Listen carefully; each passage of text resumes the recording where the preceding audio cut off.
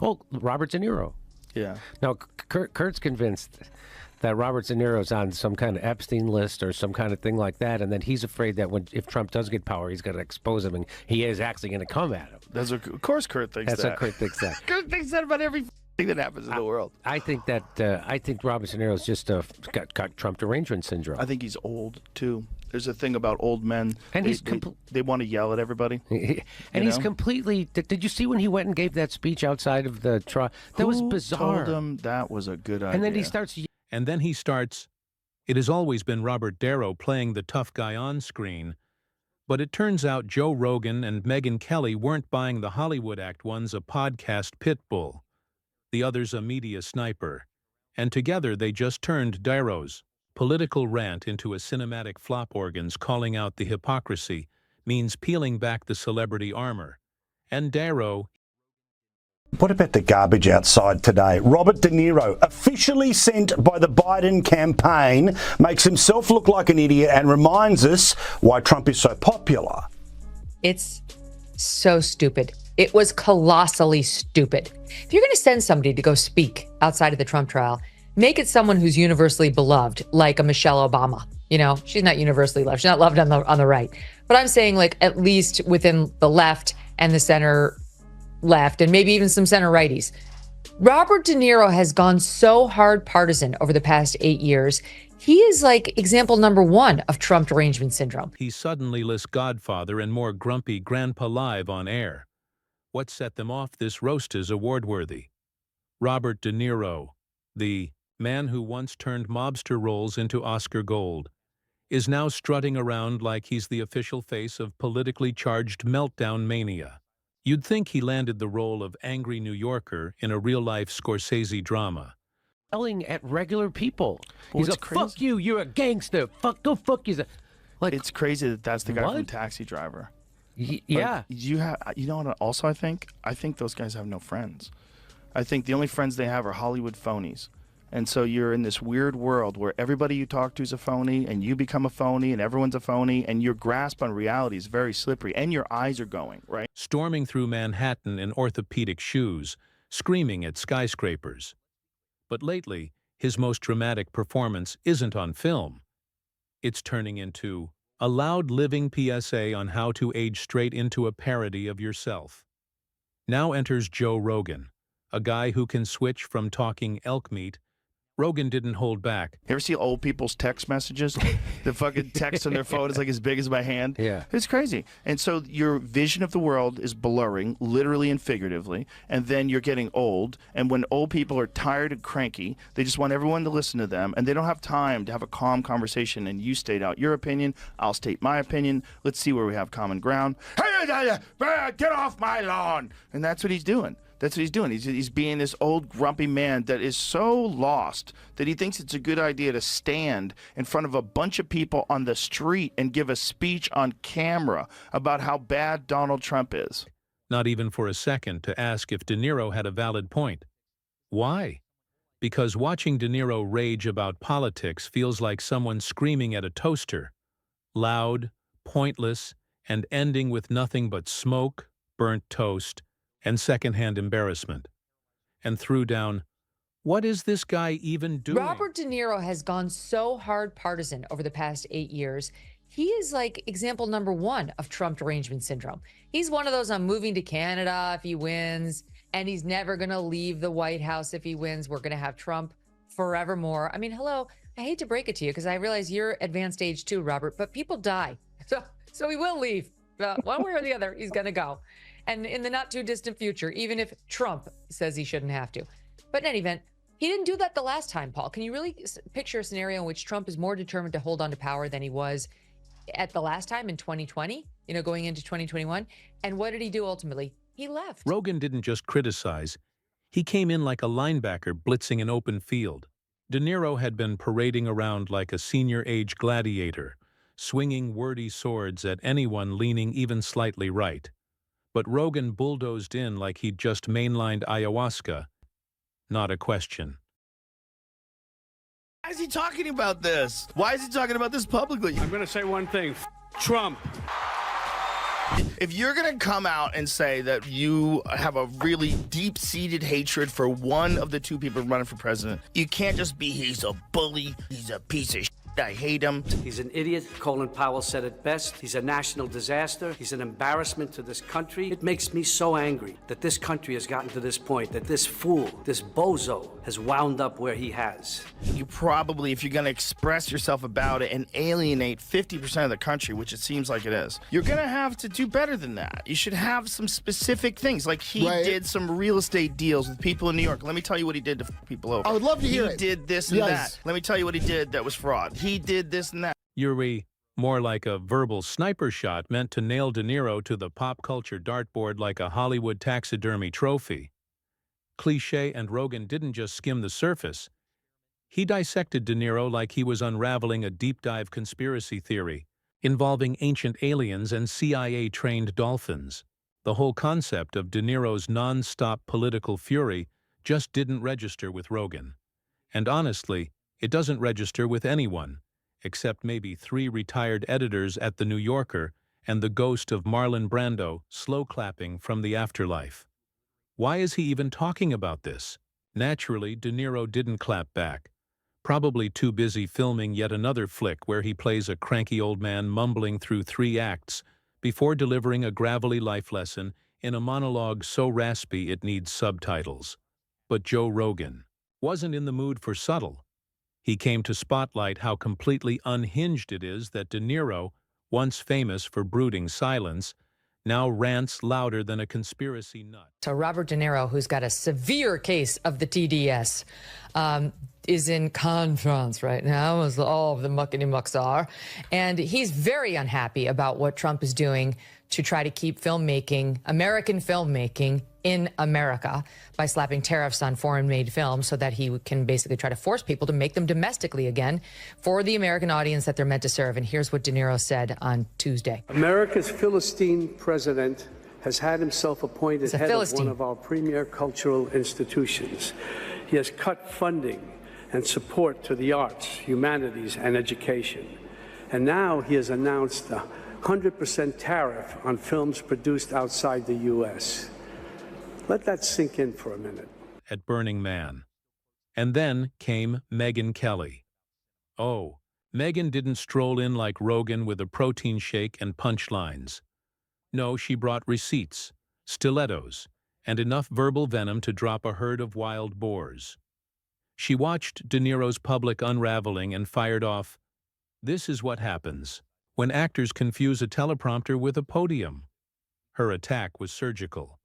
While Rogan mocked De Niro like he'd accidentally walked into a UFC weigh-in, Megyn Kelly did what she does best. Shredded celebrity delusion like a kid unwrapping. A Christmas gift she already knew she'd hate. For her, De Niro's fall from screen legend to political hype man wasn't just sad. It was laughably preventable. She didn't even have to raise her voice. And that's the beauty of it.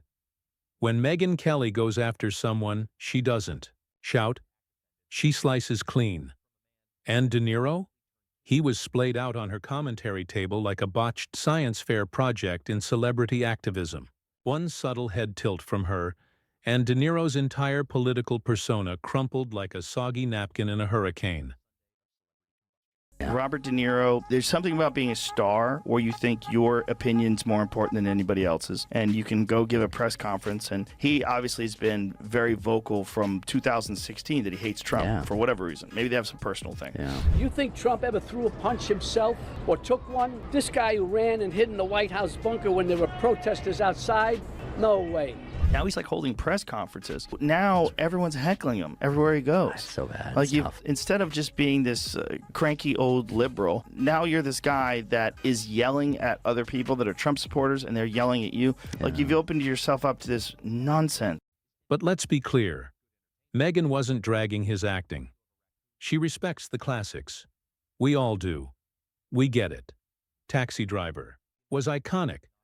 Raging Bull was revolutionary. And Meet the Parents is still your uncle's go-to Thanksgiving quote. But this wasn't about film.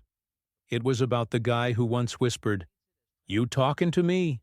Now shrieking, "Listen to me," at anyone who didn't vote Democrat. And that's where Megyn struck hard. The shift from Hollywood royalty to political megaphone wasn't just clumsy, it was full-blown ridiculous. She pointed it out with the precision of a hawk eyeing a dazed rodent. De Niro somehow believes yelling into microphones is now his civic duty. She compared his bizarre transformation to a guy who rolls out of bed, tosses on a bathrobe, and declares himself the mayor of moral outrage. And the saddest part? No one's running against him. Because who would? De Niro's out there battling invisible dragons, one creaky press conference at a time. But De Niro doesn't want to play someone truly evil, you see. At least not a certain someone. Maybe Jimmy was a Democrat. By the way, De Niro is also very upset that Donald Trump is an alleged racist. Wonder if he pulled Jimmy Kimmel aside last night and asked him to atone for his blackface-loving past. Meanwhile, Joe Rogan's still in his studio trying to figure out if De Niro actually has a PR team, or if he's just winging it in full-blown chaos mode now. The podcast king definitely roasted De Niro, but you could tell he was also genuinely confused. How could someone that talented spend his golden years hollering at the sky like the rage-boosted version of every cartoon grandpa ever drawn? And the kicker, it wasn't even political. That's what made it hit harder. Rogan didn't come at De Niro swinging a conservative bat. He came at him with pure millennial confusion, like, why is Robert De Niro yelling? Why is he suddenly everywhere?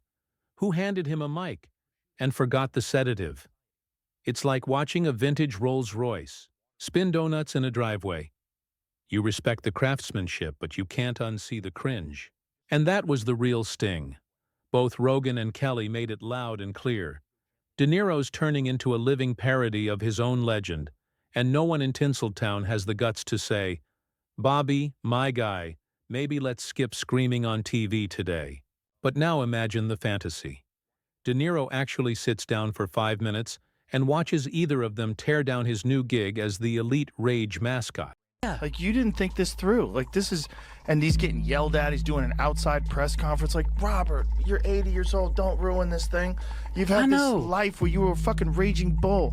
You know, you were in The Godfather. Like, stop doing this. Man. Don't do this. He'd probably try to fake being offended, which would be adorable coming from a guy who's basically turned cable news cameos into live therapy sessions for his own outrage addiction. Rogan probably would have handed him a protein bar and told him to breathe, while Megyn would have smiled politely, nodded once, and gone right back to dismantling his relevance like it was a clumsy op-ed from 2007 left in a Word doc too long. And here's where it gets downright delicious. Neither Rogan nor Kelly had to do much to demolish the image De Niro's desperately clinging to, because by now, his public persona's just a balloon full of hot air and dusty awards. Rogan, probably somewhere between a psychedelic trip and an MMA weigh-in, almost looked like he pitied De Niro. The way you pity someone using a flip phone in 2025. And Megyn? She basically offered to mail him a retirement brochure. Something. With Palm Springs, a beach chair, maybe a crossword puzzle. Anything to stop him from hijacking every public event like a political foghorn with arthritis. And no. To the people shouting him down like, your movies suck. That's not true. No, his movies are very good. Suck. He's one of the greatest actors. I mean, he's the heir apparent to Brando, blah, blah, blah. But he's a loon. Yeah. I mean, you have to just say what he is. He's, he has, basically, I describe this to people. You know what's happening now? Because people are aware about concussions and the problems with CTE. When you get hit and you get a dinger in football, they put you in the blue tent, in the sideline. Yeah. That's what needs to happen to Democrats. They need to go in the blue tent for a little bit, kind of, get your eyes checked, and then come out and be rational again. Yeah, cool off and a De little. Niro needs to go in the blue tent.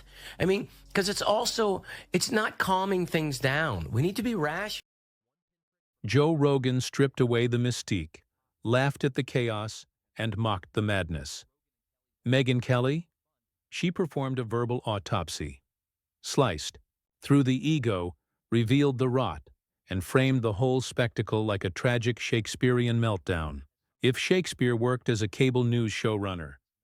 Robert De Niro, once the towering symbol of cinematic grit and mystery, is now being parodied not by late-night comics, but by straight-faced commentators. His harshest critic isn't a director, shouting, "Cut!"